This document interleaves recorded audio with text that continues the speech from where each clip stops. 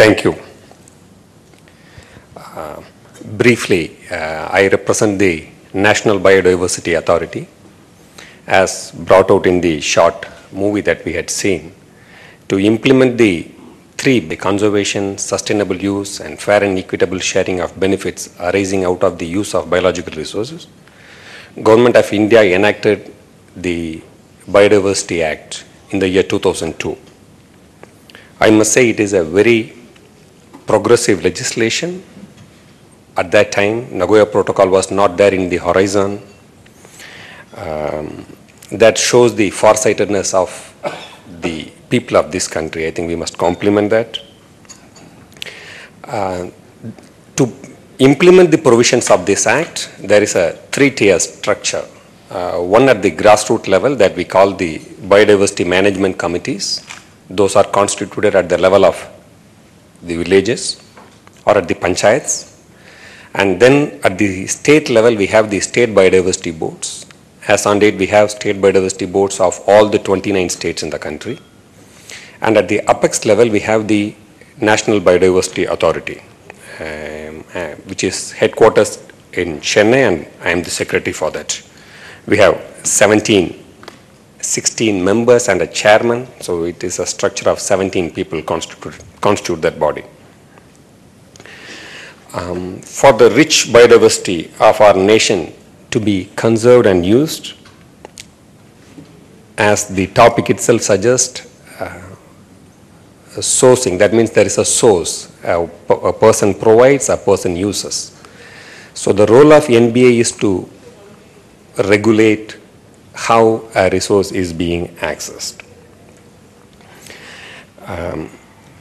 It is I must say at the very beginning that it is the collective responsibility of all of us, the provider, the user, and if I can call myself a regulator, I would like to be called a facilitator. But if we have to be called regulator, then it is the collective responsibility. One group cannot achieve the aims and objectives of this act. Strangely though, I must emphasize this, that none of these three groups has the sovereign right over this resource. Sovereign right of this resource is with the Union of India, that is with the people of the country, everybody. A particular group or an individual cannot say, I have this resource, I can do anything that I want to. So it is regulated by an act of parliament. So to ensure fair and equitable sourcing, partnership is sine qua non. Without that, it cannot happen. Partnership is easy when we have the collective aim, and which I see that it is happening, and having a dialogue on a session on an issue like ABS in a sustainability conference where the industries are organizing itself shows that this act is having a wider acceptance now, and everybody wants to know about it so that it could be implemented and complied with. And for this purpose, we meet with the industries and representatives of the industries quite often, and they are represented in many of our committees. They advise us, we take their view and we learn from them, and in that sense I see it is in a positive direction that we are moving. And I must say, partnership is also based on trust, and we need to have the trust in one another, and then once we have that, implementing these provisions would be relatively easy. As I said, sourcing means there has to be a source, a resource, it's available. The industries which they use these resources needs to know from where they are getting and how much are they getting. These informations are not readily available now. That is one of the challenges that we have. Only when we know from where it is coming and how much it is coming, we would be able to talk about the sustainable use of it. We know it is being used, but we do not know whether the use is sustainable. So this would mean a responsible sourcing. So what I would expect from a facilitator or a regulator point of view is the industries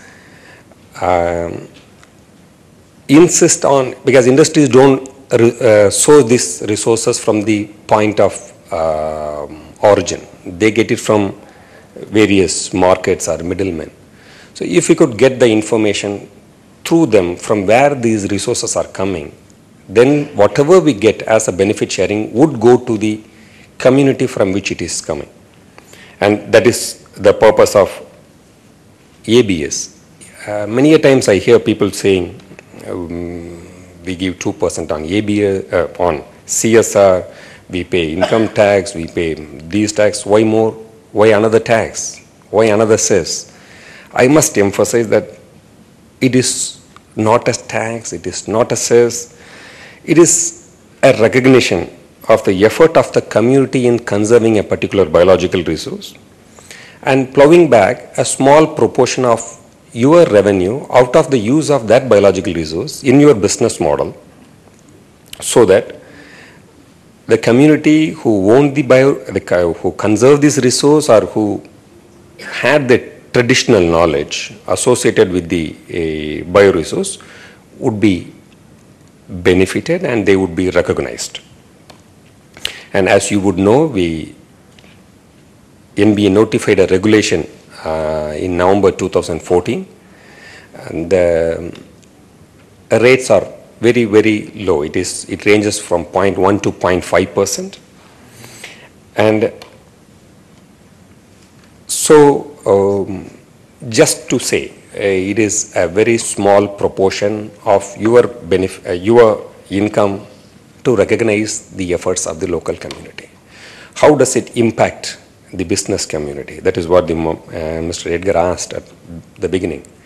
Pre-1992, anybody could access anything. We could do whatever we wanted to. Then the Act came in 2002. Biodiversity Act regulates the access to biological resources that are originating from India. So many a times I have heard people saying that we could get it in from outside the country. But from 12th October 2014, Nagoya Protocol in force, and 60 countries are signatories to that. 197 countries are signatories to the CBD. So now that would become a much more difficult. In that sense, we have to respect the domestic legislation of that country from where we are resourcing. We have to be responsible in that sense. When we hear about Haldi and Basmati and name, our patriotism rise and we become very emotional. And that is how India is a user as we were a provider. The countries think that we are only provider. We are having two major users of biological resource who are using it in their day-to-day production, and we have a vast biotechnology sector that is ever growing. So we are as much as a user as a provider. So we need to respect the domestic legislation of the country from where we are sourcing, and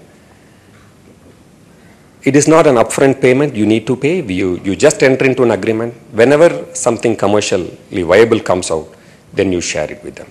So in that sense, I see it as a win-win situation, because only when the resource is available, we would be able to use it. And this legislation talks about sustainable use. It doesn't talk about just preservation. It is only when you sustainably use, you can have sharing of benefits. So business houses needs to get permission for accessing a biological resource for commercial purpose or for research, and then you go for patenting.